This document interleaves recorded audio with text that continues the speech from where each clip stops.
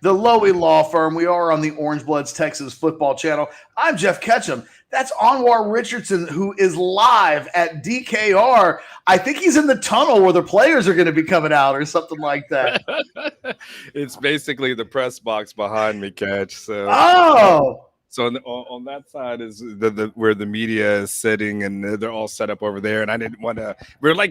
There's a lot of people here, Catch. I mean, we are almost elbow to elbow in this press box, and so I've just decided, like, all right, let me find a place where I won't disturb Barry Trammell and Brian Davis and everybody else. Let me just find my own spot. So I literally have set this thing up where I'm here in the hallway. that's very considerate of you. Thank you.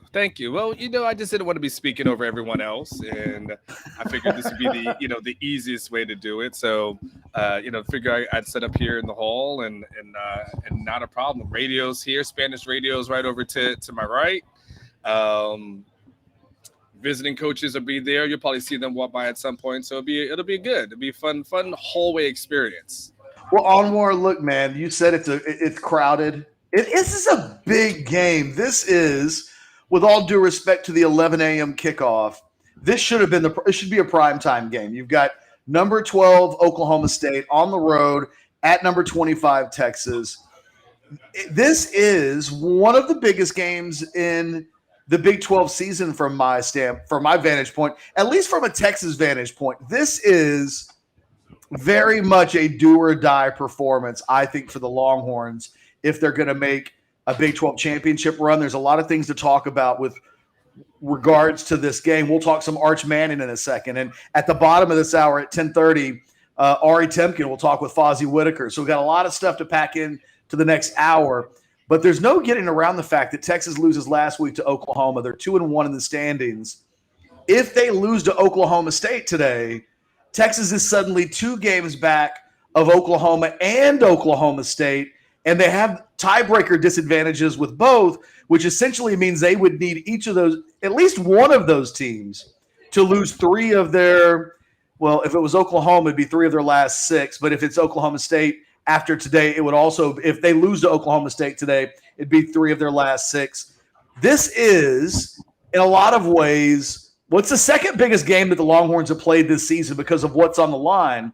But I think the stakes are bigger this week than they were a week ago when they played Oklahoma, because now they've got that loss in the loss column, and they just can ill afford to stub their toe today at Oklahoma State.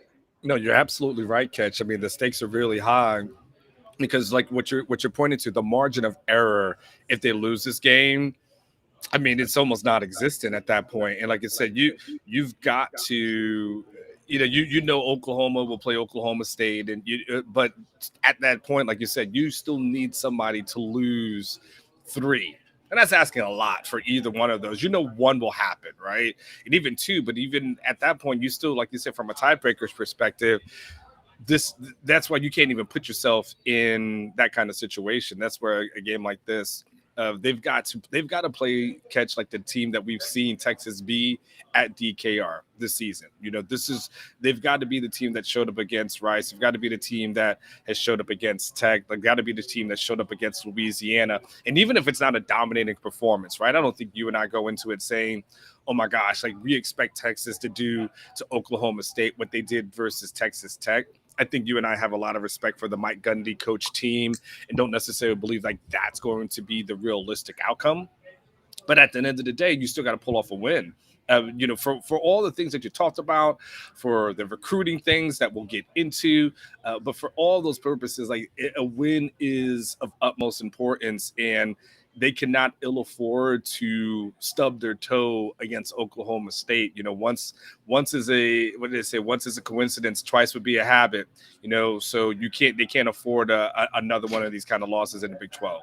No, they lose today. They're playing in the Alamo Bowl in late December, essentially. I mean, maybe there's a game out there. Maybe there's a world where there's a baby upgrade from that. But, they really put themselves into a position without a win today where they're not playing to put seniors in a bowl game, but they are putting potentially playing out the string because at some point you just can't allow yourself to fall that big of a hole in the Big 12 standings with what would be, down essentially 2-3 games with 5 to play. The schedule gets, and the good news is, look, if you're Texas and you win today, the schedule eases up. You can make a case that Arkansas, Oklahoma, and Oklahoma State are the 3 toughest games on their schedule. They get all of those in the first 7 weeks of the season. You win today, there's a bye week. You still have to go on the road and play Baylor and Iowa State on the road 2 consecutive weeks coming out of the bye week. But those teams aren't as good on paper as Oklahoma and Oklahoma State and even Arkansas. So, and Texas is one of these teams that I think we thought at the beginning of the year would be better in the second half of the season versus the first half of the season because your starting quarterback will have grown up a little bit. I mean, say what you want to about Casey Thompson's experience, but when he plays Baylor, it won't be his first road start. Like we're starting to get some of these firsts out of the way. Xavier Worthy continues to grow up. I mean, this is a team with new coordinators, obviously a new head coach. We should start to see even better football, you would think, in the second half of the season. And it really does begin today. The Oklahoma loss doesn't have to be a big deal, but it's only not a huge deal if you find a way to pull out a win today. And, oh, by the way, Mike Gundy is what is it, his last 6 at DKR? Like 5 and 6, I believe. 5 and 1, I believe, is the record. I mean, that is ridiculously gross. And I think Alex made a good point in our Orangebloods podcast, which you can find here on the Orangebloods Texas football channel. If for some reason later in the weekend you just want to listen to some Texas football conversation, we talked about this on Thursday. Just like beating Gary Patterson and getting that monkey wrench out of the way, one of the steps for this Texas program is finding a way to consistently make Mike Gundy not a thorn in your side. So that's another one of the storylines. Can you continue to put that guy in your rearview mirror? Because we both have a lot of respect for Mike Gundy. And if you do that, if you can put Mike Gundy in your rearview mirror, that means you've taken a step forward as a program from where this place has been the last decade or so. Yeah, because here's what we can say about the season, right? I think you and I talked about this before. You can go into an Oklahoma game, and that's always going to be a coin toss, regardless of the record. Like we've told it before, we've seen Charlie Strong enter that game with 1 win, right, and walk out with a victory. So you could go into OU and you don't like the results, you hate what happens if you're a Texas fan, but you can say to yourself and rationalize it. Okay, that was always going to be a coin flip regardless. Even if Texas was on its best day, even if they're undefeated, there's no way you could go out and say that was going to be a check in the box.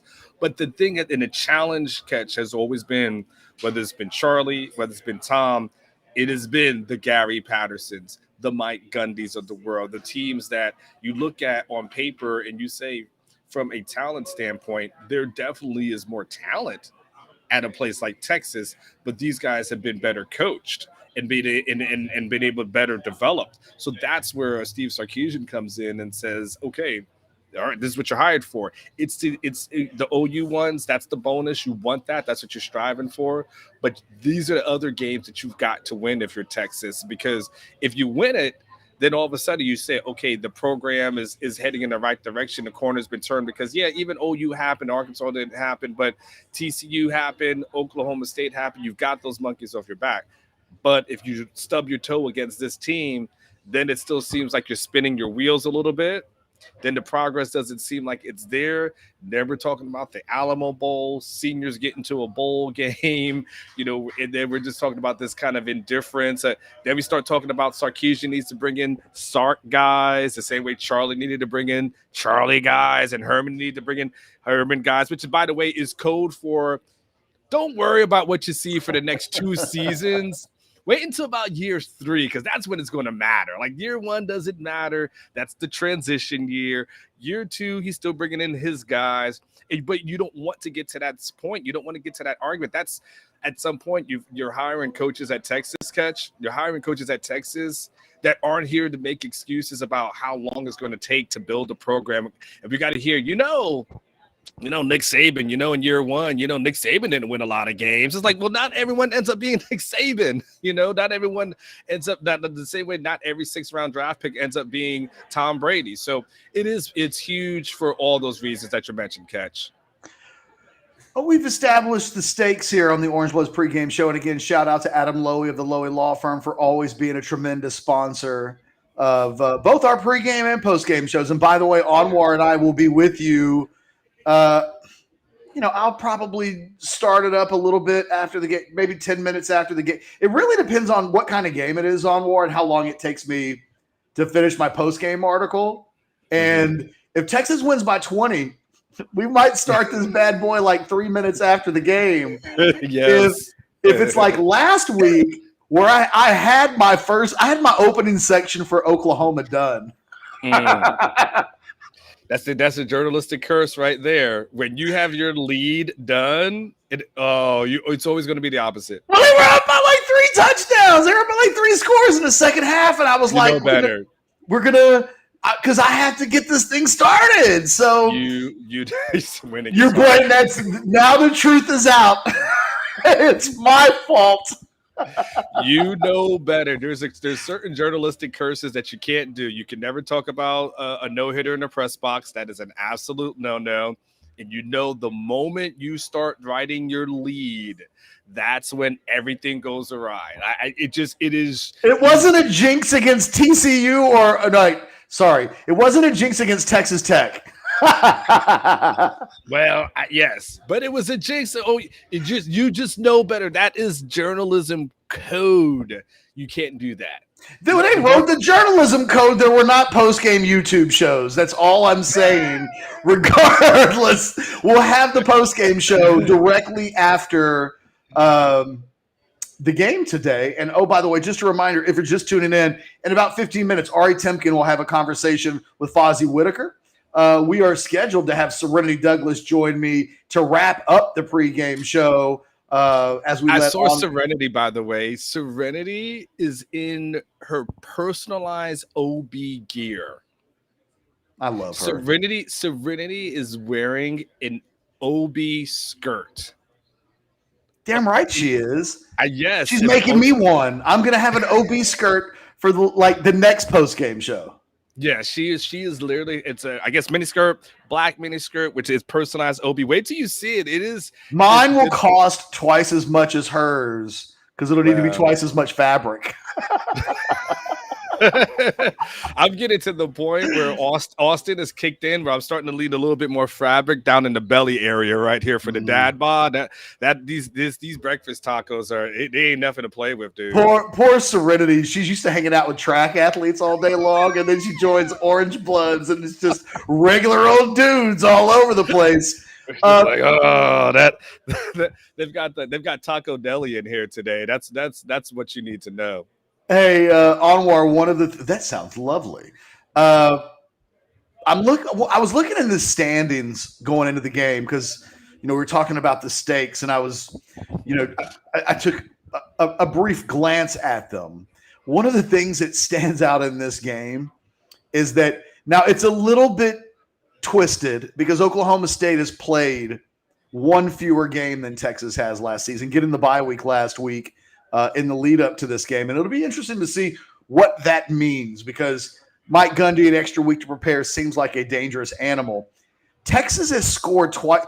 I have Texas winning this game by double digits. And I thought, my gut instinct earlier this week was that Texas, I said it was going to, on Monday's overreaction show, I said Texas is going to beat the brakes off of Oklahoma State.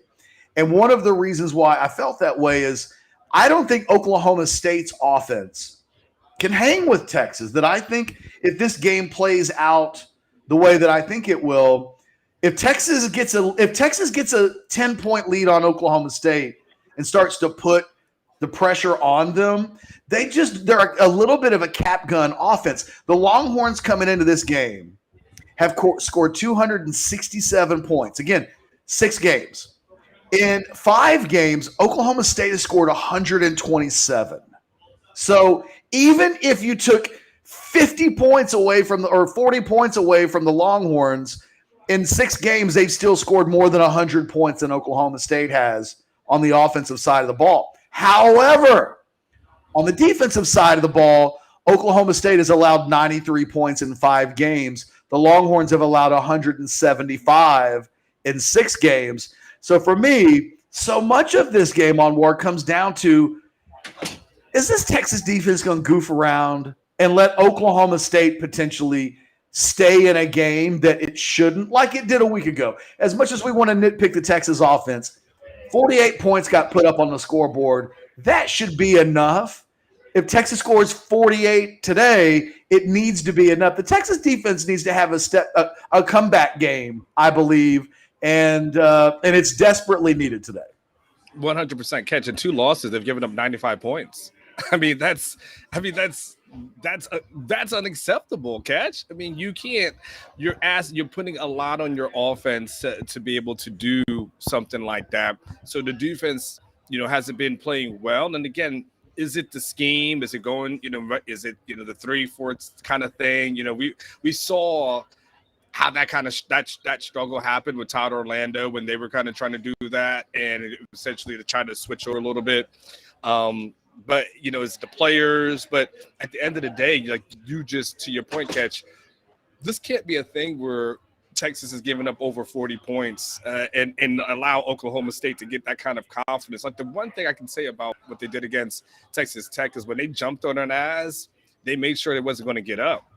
And the one thing about Oklahoma in this Oklahoma State game, you've got to jump on them. You got to jump on them and make sure they don't give up, because if the defense that we've seen in those losses, if that's that defense that we see today against, like I said, what I've said before all week long, is a poor man's Spencer Sanders, as a poor man's Caleb Williams, that'll be Spencer Sanders. If you start seeing that, then you're going to be in a little bit of trouble. And you don't want, as good as Casey Thompson is, as good as Bijan is, as good as Xavier Worthy is, you don't want to necessarily be getting into a shootout, because look, Catch, as good as those guys are, Texas still lost. I mean, Texas still lost to Oklahoma. Texas still got boat raced by Arkansas.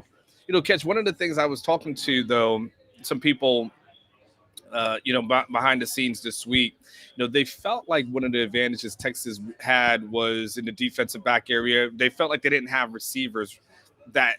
They felt like Oklahoma didn't have DBs that would be able to contain the Texas receivers for 4 quarters.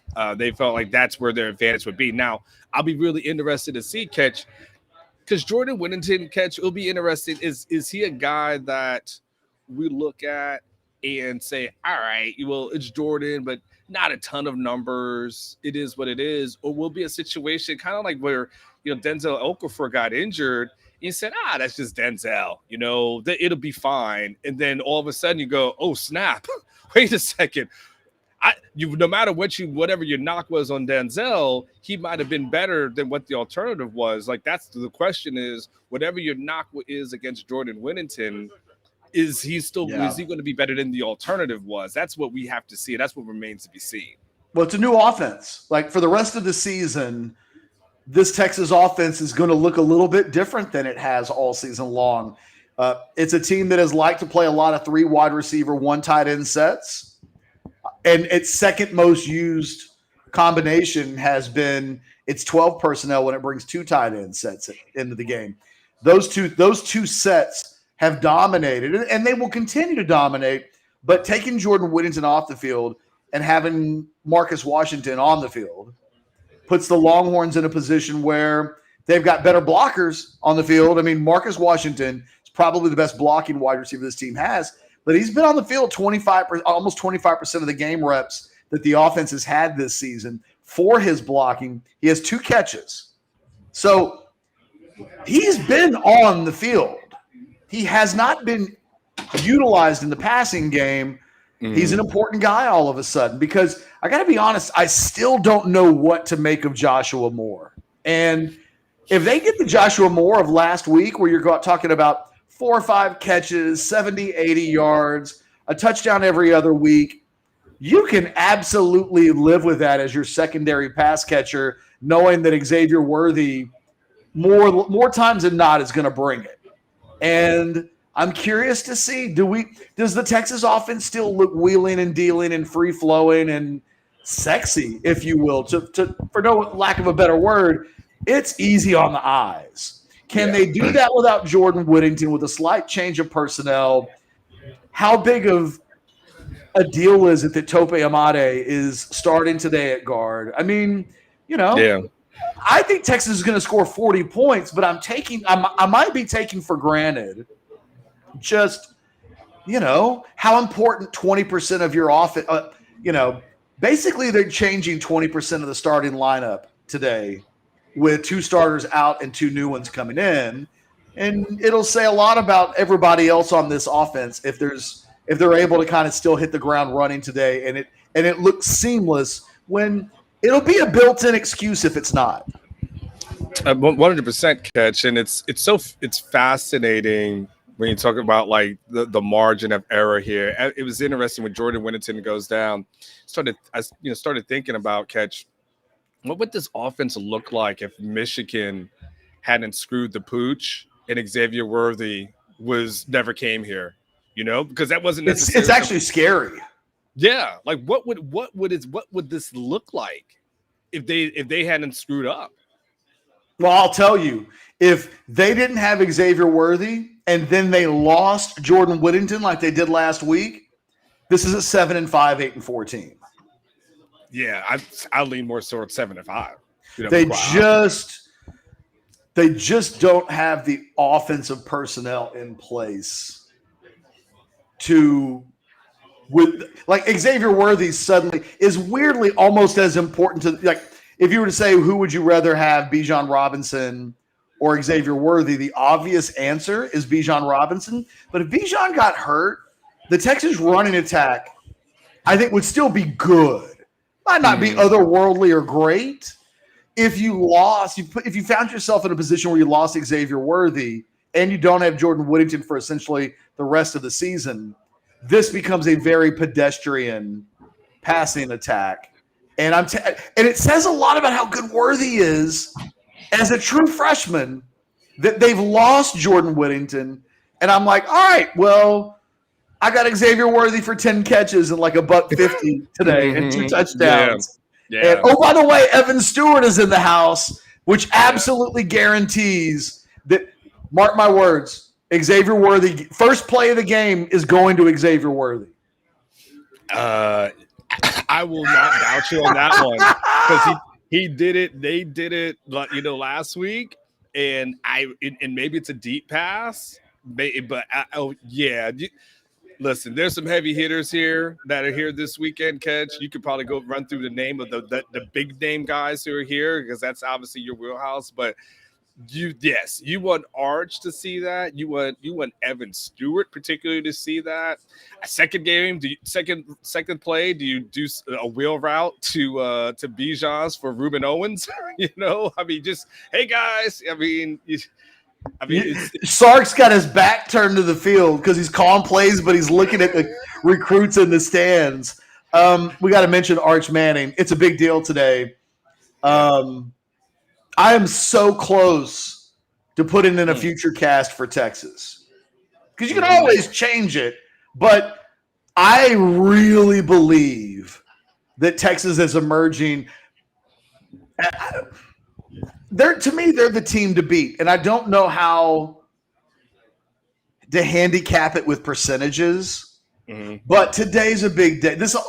More than the game, this weekend is a big deal. Like somebody mentioned that he might have been in town yesterday. Someone said their daughter was hanging out with Arch Manning on the Orangebloods message board and that they were out on the lake. Like, hey, whatever it takes, this needs to be a weekend where because you can sense that they're selling a guy like Evan Stewart. Hey, come here. We're going to get Arch. We'll bring, we'll get Ruben Owens. And now look at what the offense is right now and imagine it with you guys all on the field together. It's a very dangerous kind of sales pitch because if you're Arch Manning and you go elsewhere, all those other offensive pieces, and a Jonte Cook from DeSoto is another guy is in Austin today. And the Arch Manning thing's a big deal. And this weekend, if they get Arch Manning, will be a big piece of what led to them eventually getting that commitment. But looking good on the field and just being impressive, just playing the type of football that the nation's #1 quarterback can visualize himself participating in. I think they already have that, right? This family trusts Steve Sarkisian, but to do it in front of him with Texas Angels on either side and Evan Stewart sitting 2 seats away, you know what I mean? Like, it really is important today on so many levels. I mean, it's do or die in the Big 12, but to get Arch Manning feeling like a piece of the Texas family is a big goal of, I think, the entire program today. It's not just about football. You said a mouthful. So I know, sorry. No. But from a good perspective, though, this is not me actually like, oh, Ketch kept talking for a while. No, it's actually from a good thing. So I shared this with you, and I'll share this here because it wasn't necessarily worth, an article or something, a post on Orangebloods. But, as a former NFL writer, I clearly still have a lot of, NFL connections. And through those connections, I've been able to find some connections within the Manning family. And I received a text message on Thursday night, about 6:30, that was telling me, hey, watch the game. Arch is going to be playing on NBC Sports at 7:00 on national TV.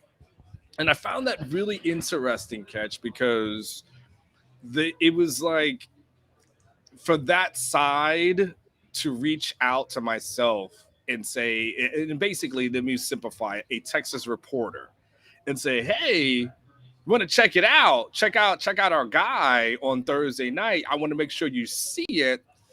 Said a lot to me. It said that they are very, very interested if they're interested in making sure I am keeping tabs and following what's going on. So I think if you're a Texas fan, I feel like that family is just, they want Steve Sarkisian in Texas to give him an excuse to come, right? I just think, what's up, Pop? What's up, Anwar? What's up? Bob Ballou in the house, by the way. I think they want the Texas to give them an excuse to come. And I think, look, this is the second time that they've been on campus in how many months, Catch? That's a huge thing. That's a huge thing that cannot be ignored. You go out and put a good performance together, and they can see that offense in person. I've heard things through the grapevine, Catch, that the family's really not that huge on Lane Kiffin, and which really affects that whole Ole Miss thing. And look, if anyone's going to know the ins and outs of that program, I would say this family is going to know just about everything as relates to that program. So if Sark can give them an excuse to say, yeah, this makes all the sense in the world, and have that trust and built and that camaraderie, I think it's good. And last thing I'll say, Kes, before I let you jump back in, this is a family that I don't think is afraid to blaze their own path. I've mentioned this before, but the dad, the grandpa at this point, I mean, he stayed in the.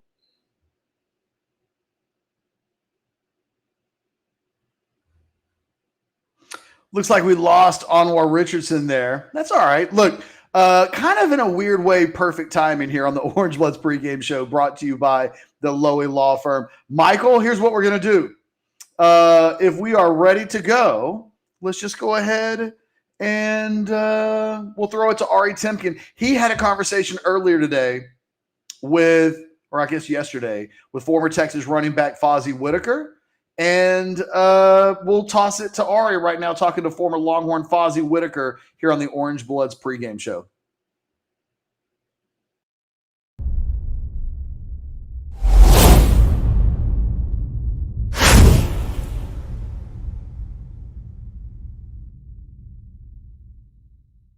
All right, on the Texas Football Orangebloods YouTube channel, we are in our tailgate, our pregame, and we are visiting with a legend at the University of Texas, one of my favorite Texas Longhorn players of all time, not only because I covered him at the University of Texas, because now we host a show together on SiriusXM Big 12 Radio.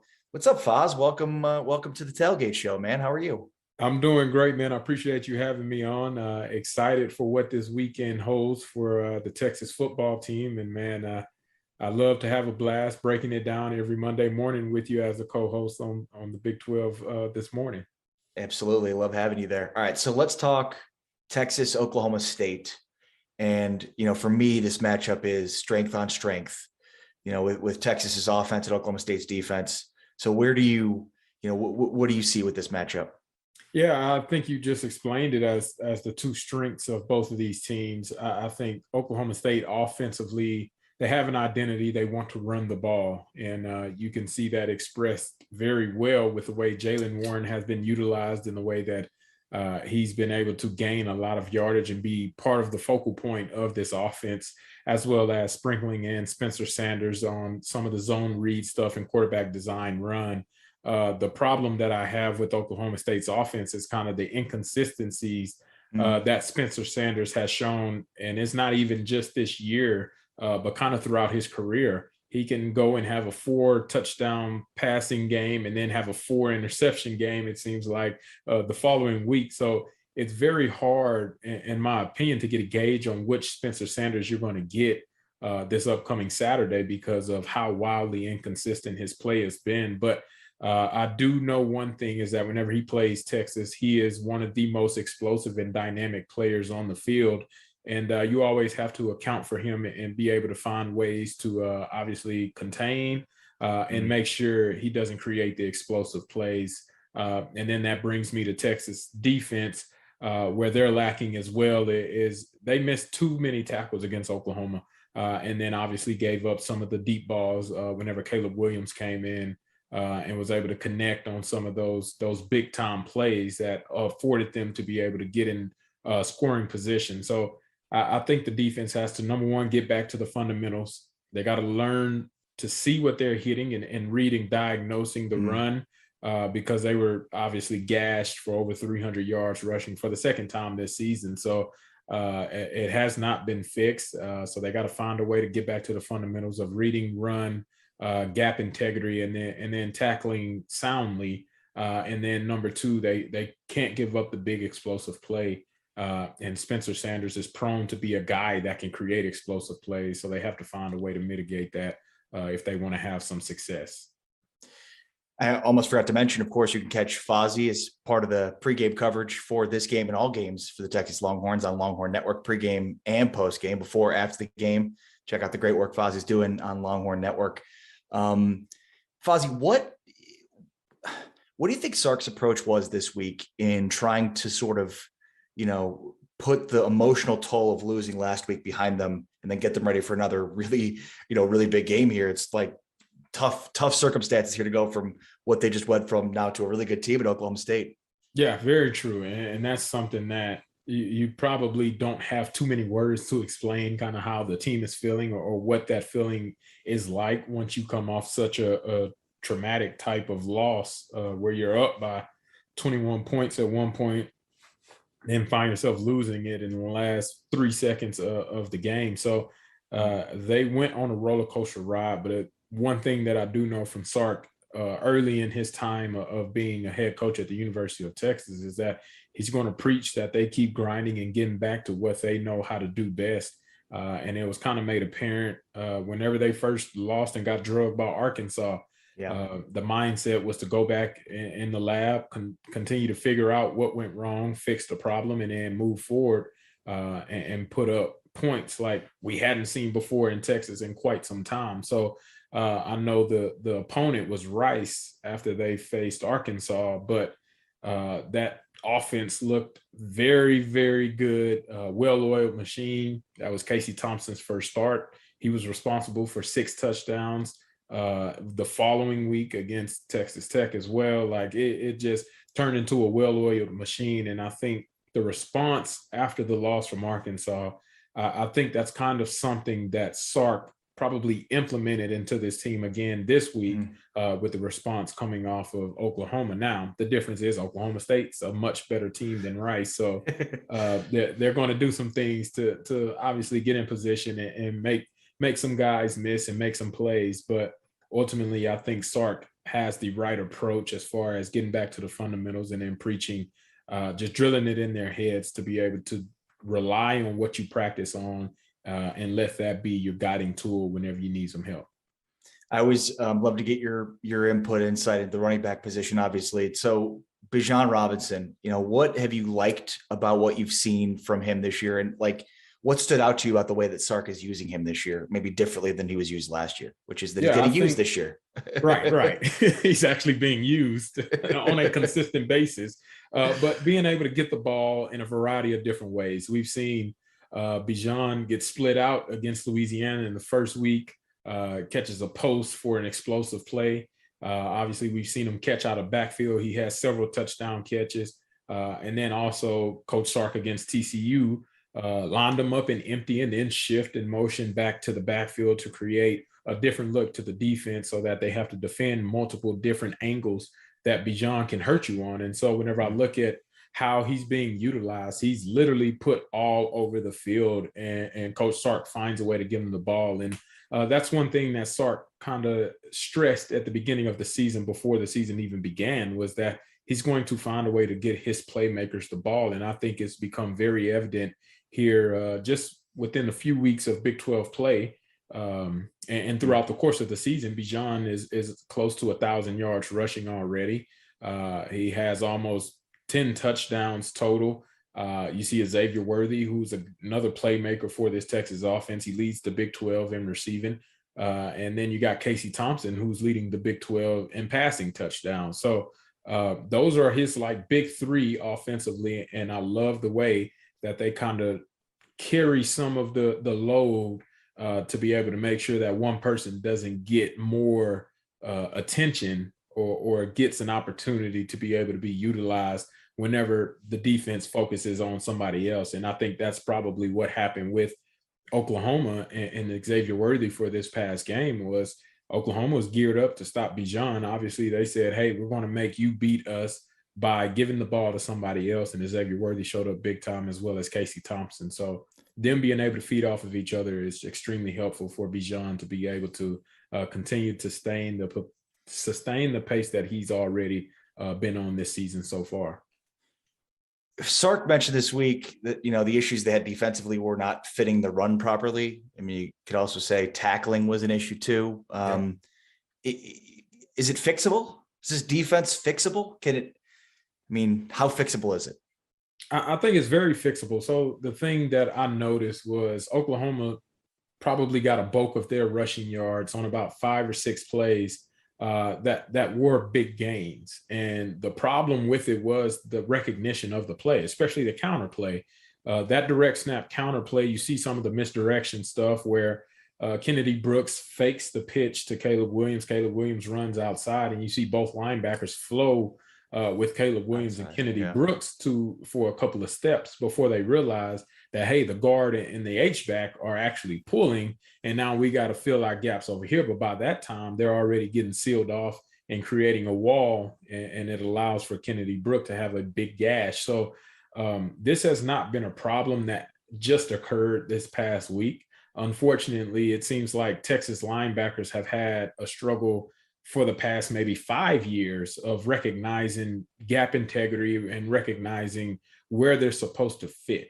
And this is one of the things that Michael Griffin, who also covers on Longhorn Network with me as well, that played safety here at the University of Texas, is probably his biggest pet peeve. Is like, he always brings it up that these guys do not know what gap they're supposed to hit. And it's a problem.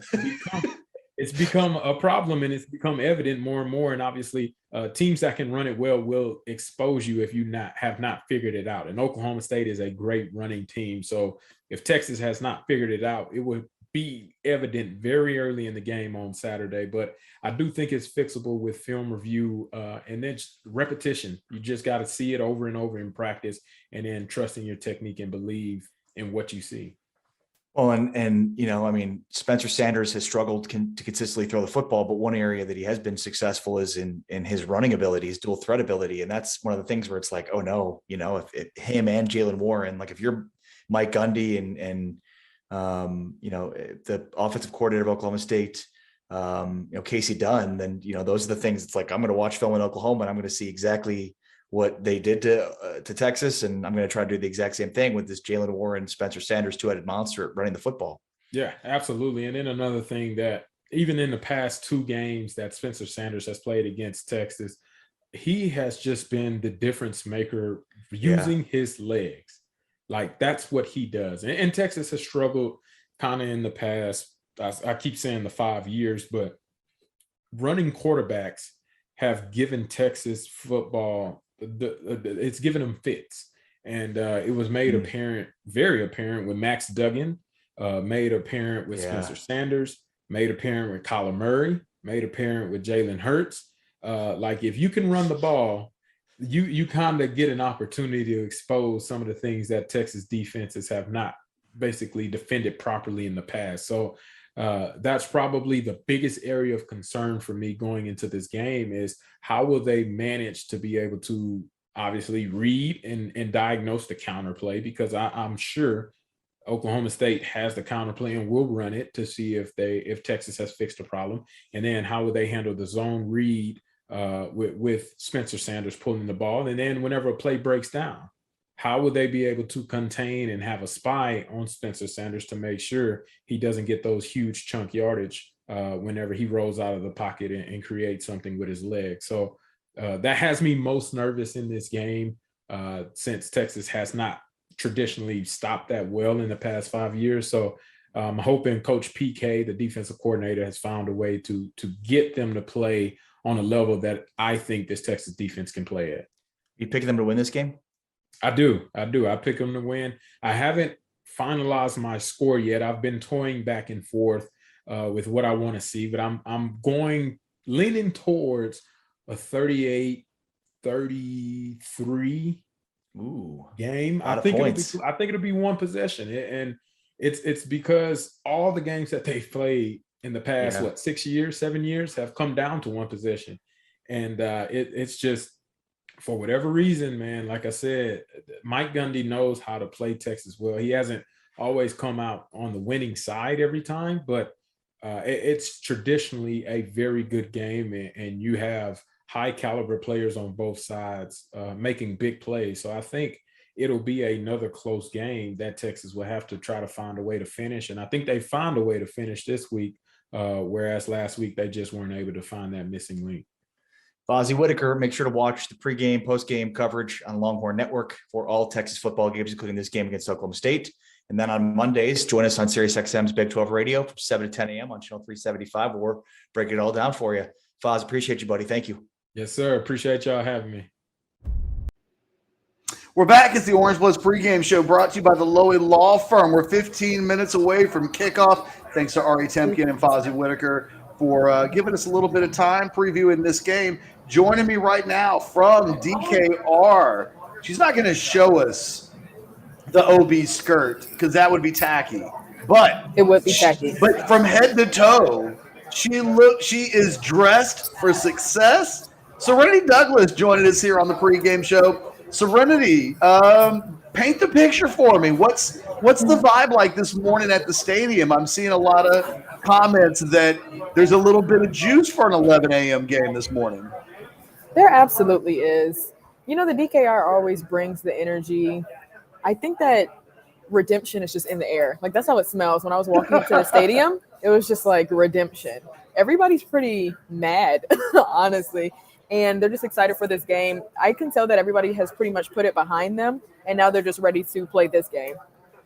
Actually, you just segued into the question that I wanted to talk to you about. You've had a chance to talk to Xavier Worthy this week and talk to Keandre Coburn and Jake Majors and Obi Ogofu. And what's your sense from your guys? What's your sense from your conversations with the guys this week? How they maybe seem to be handling adversity this week versus the first time this season when it happened. It feels a little bit different for me than after Arkansas when they felt shell-shocked. And now it feels a little bit more, let's just get back on the bike again and everything's okay. I think it's a little bit of both. So when I spoke with Ovi, it was just kind of like he kept telling me that we had it, and they just can't believe that it just turned out that way. The same with Jake Majors. It kind of felt like they were in a little bit of disbelief that this even happened, but now they're just, it was a wake-up call. And they also got a whole lot of good statistics out of that game, which is what they were telling me. Xavier Worthy, you know how he is. He's never going to be satisfied with the way he plays. Even when they win, even when they lose, he's not satisfied regardless. He was telling me that he didn't even know that he rushed for like 260 yards until I'm pretty sure I told him. He doesn't really see it on social media. He doesn't look at the positive comments or even the negative ones. They just are ready for this game. But what Ovi said to me that really stuck out was that his mentality going into this game was, I can't let the whole state of Oklahoma beat me. And I was like, that's a really good perspective. That's a good perspective. They do not want to get beat twice by Oklahoma. So they're fixing their mistakes and they're just ready. That's what I got. That's what I got from them, honestly. And compared to the Arkansas loss, they were just ready to get back in the lab and do what they needed to do, honestly. Serenity Douglas joining us here on the Orangebloods pregame show, brought to you by the Loewy Law Firm. Adam Loewy giving us some love on Twitter earlier in this hour, saying that we need to continue to do the pregame show forevermore. We may very well do that, Adam. Xavier, let's go back to him. Mm-hmm. Anwar and I were talking earlier in the pregame show, and the loss of Jordan Whittington to this team probably shouldn't be underrated, but Yeah. it feels like because Xavier has been doing what he's done, especially coming off the week that he had last week, that there's not a cry for panic of what are we going to do without one of our key wide receivers. You can make a case that Xavier right now is the most important player in this offense now, with all due respect to Bijan Robinson, who's probably the best player in the country. Mm-hmm. But Texas doesn't have the depth at wide receiver that it does at running back. And I feel like a lot of pressure now, whether he knows it or not. Xavier has to step up and be on point in every game the rest of the season. It's weird because I would almost always think that that's too much for a true freshman. Yeah. And ever since we started talking to Xavier in August, nothing about any of this feels like it's too much for him. Yeah. No, not at all. From the very first interview, he was just kind of like, it's not enough. He always told me that every single interview. So I look forward to speaking to him now, even when he has a great game, because I'm ready for his nonchalantness, unsatisfied face, like just kind of like, meh.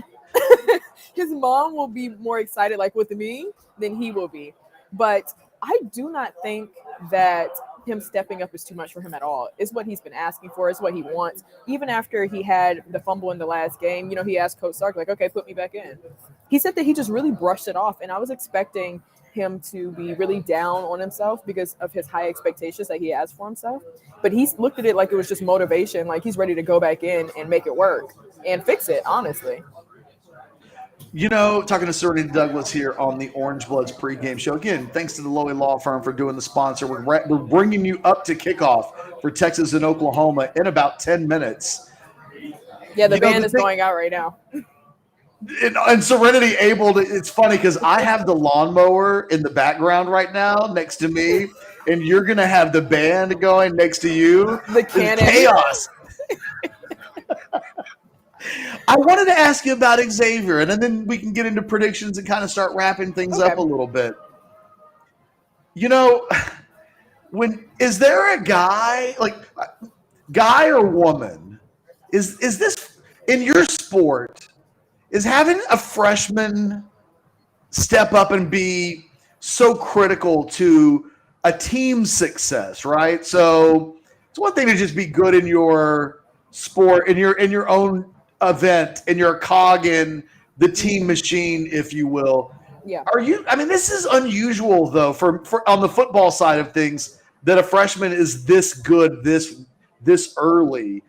Are you used to seeing this in your world? Is this unusual to a certain extent, no matter what we're talking about?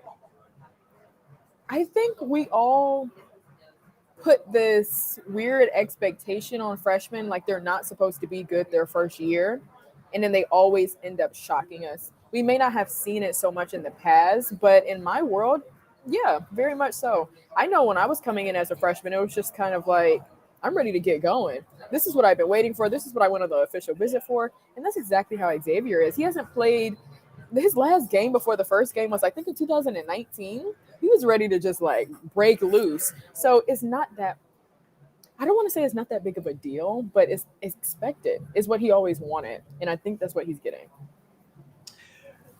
You were a little bit like Xavier then as a true freshman. You were like, I told you, me we in, have the same coach. Zodiac. Did you win All-American honors as a freshman? I did. Oh, you were Xavier before Xavier showed up.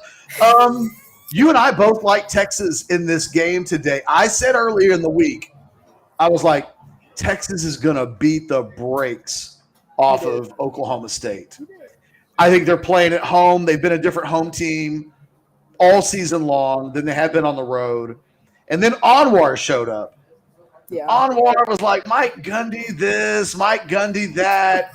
He's won like every game in Austin almost for the last decade. Like he talked me into they're going to beat the brakes off of them to they're going to win by 10. Where are you? I got to go back and look at your prediction. My prediction is 49-31. You're on the beat the brakes off of them bandwagon. You know, I've gotten in the habit of just making my prediction above everybody else's. Oh, is it the? I think it's the moment of silence. You whispered, so I literally didn't hear you. I think it's the moment of silence. Oh, it's the national anthem. You can talk you're on the clock. These things don't apply to you when you're on live broadcast YouTube, the big time. But we will wrap this thing up. We are at the point where we're at the national anthem in the eyes of Texas and everything that will follow and the team running out of the game. You like 49-31. I like 41-31. Both of us like Texas scoring 40-plus points in this game. Isaiah likes Texas dropping 50-plus. Any concerns today that we got this wrong and that the defense is going to struggle? I rely on my predictions. Fair enough. Guys, Serenity literally was an extra point away from getting the exact score of the Oklahoma game correct a week ago.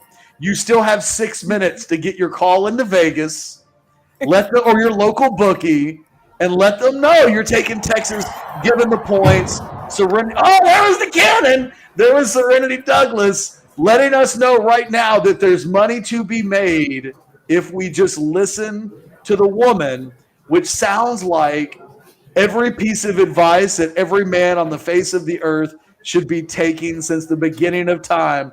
Listen to your woman, Serenity Douglas, the Orangebloods woman of all time at this point, letting us know 18-point victory. I talk to them. You do. Serenity, any final comments before we wrap this bad boy up and get to the game? Let's see. Any final comments? I'm really interested to see Xavier Worthy. In the interview I had with Jake Majors, he just made it his business to give a shout out to him. And I can't disagree. He can only go up from here, and it's going to be a good game. He's our baby. He's our 18-year-old baby. There's no way to get away from that. He's our guy, and we've enjoyed this run the entire way through. Look, let's wrap this thing up. Thank you to the Loewy Law Firm for joining us. Thanks to Anwar Richardson, who was with us earlier this hour. Thanks to Ari Temkin and Fozzie Whitaker, who gave us a little bit of time to break this game down. Thanks to Serenity Douglas for helping me close the show. I'm Geoff Ketchum. We will be back later today as soon as the game is over. I don't know, 10, 15 minutes after the game is over. I'll get this thing started. Anwar will join me. We'll be breaking down Texas versus Oklahoma State. But for now, thanks for joining us, and we'll talk to you soon. I guess hook 'em, right? Right. Right.